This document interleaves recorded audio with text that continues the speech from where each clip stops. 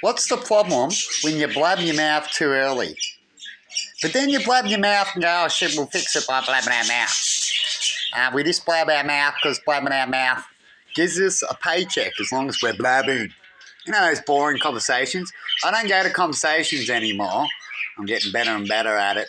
They just bore me. And what bores me is things that just get nowhere in the goal I'm trying to achieve, right?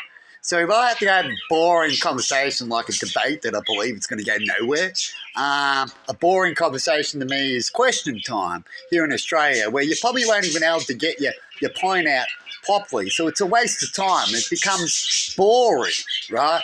I won't go to those ones. I'll go to something that's real, not boring. Now, I want to talk about when it comes to the mushroom case, right? They talk about a lot of things, allegedly this, allegedly that. When you go through courts, there is no allegedly, right, unless you make it, right, and spread bullshit around and people to talk for a while until they go, shit, we're talking bullshit. What a boring life, hey? That's another thing that I'm getting out of. I don't allege nothing. You don't assume nothing until you get the facts. Isn't that right? But anyway, that's not how the media rolls out there. Now, when it comes to poisoning media and setting people up and what's actually going on out there when it comes to money and control and power mostly and spread around is to do over people better than they do you over, right? And to make something look good like the news do. And you may just succeed, right? Once an outcome happens and things happen, most of the time it's harder to really fix something, isn't it? And so let's get to the poison.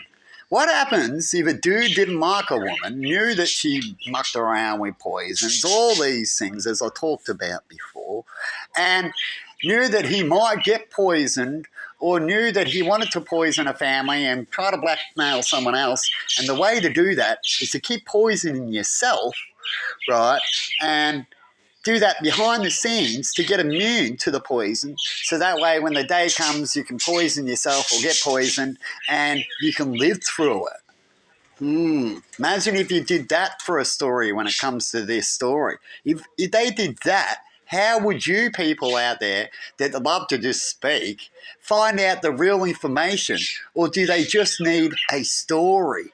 You know what I mean? Anyway, just blabbing out some words and theories. Let's find out what's going to happen at the end, as I've already blabbed out some theories about this case. Right? It's too easy to fool monkeys that love football. You know what I mean?